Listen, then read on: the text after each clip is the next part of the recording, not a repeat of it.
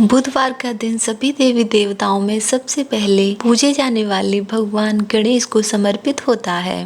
बुधवार के दिन उपवास रखने का विशेष महत्व होता है, क्योंकि बुधवार के देवता भगवान गणेश बुद्धि के देवता हैं। ऐसे में बुधवार के दिन व्रत रखने पर जीवन में सुख समृद्धि आती है और समय मंगलमय रहता है। ऐसी मान्यता है कि जो भी व्यक्ति बुधवार के दिन व्रत रखता है और पूरे दिन भगवान गणेश की साधना करता है, उस व्यक्ति के जीवन में कभी भी धन और धान्य की कमी नहीं होती है।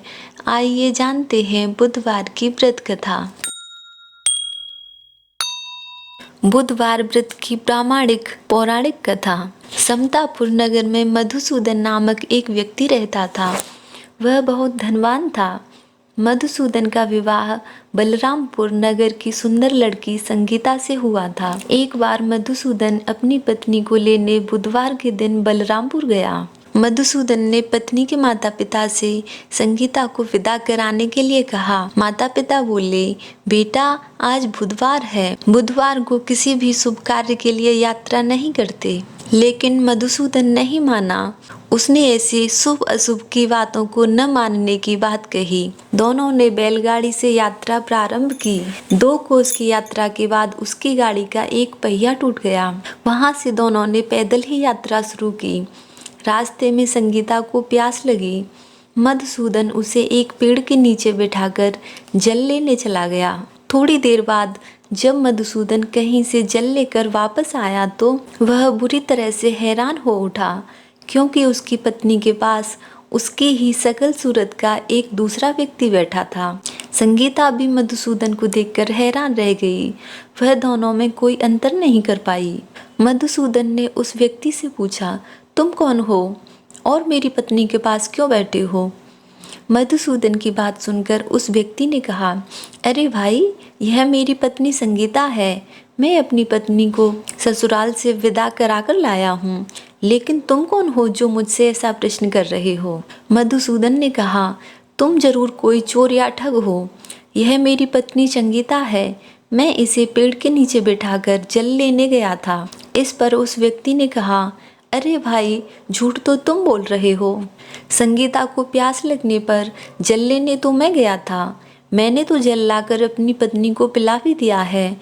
अब तुम चुपचाप यहाँ से चलती बनो, नहीं तो किसी सिपाही को बुलाकर तुम्हें पकड़वा दूंगा। दोनों एक दूसरे से लड़ने लगे। उन्हें लड़ते देख बहुत से लोग वहाँ एकत्र हो गए। नगर के कुछ सिपाही भी वहाँ आ गए।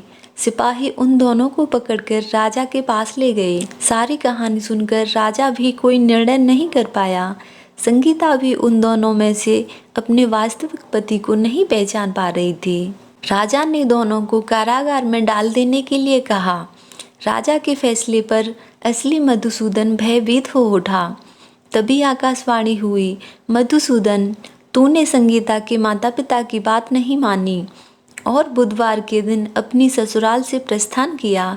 यह सब भगवान बुद्धदेव के प्रकोप से हो रहा है। मधुसूदन ने भगवान बुद्धदेव से प्रार्थना की कि हे भगवान बुद्धदेव, मुझे क्षमा कर दीजिए। मुझसे बहुत बड़ी गलती हुई।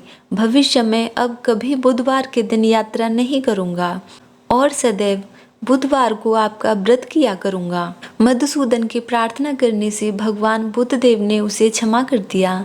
तभी दूसरा व्यक्ति राजा के सामने से गायब हो गया।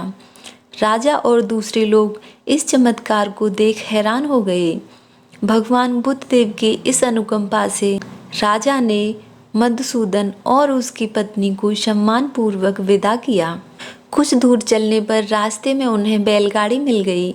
बैलगाड़ी का टूटा हुआ पहिया भी जुड़ा हुआ था। दोनों उसमें बैठकर समतापुर की ओर चल दिए। मधुसूदन और उसकी पत्नी संगीता दोनों बुधवार का व्रत करते हुए आनंद पूर्वक जीवन यापन करने लगे। इस तरह भगवान बुद्धदेव की कृपा से उनके यहाँ खुशियाँ बरसने लगी।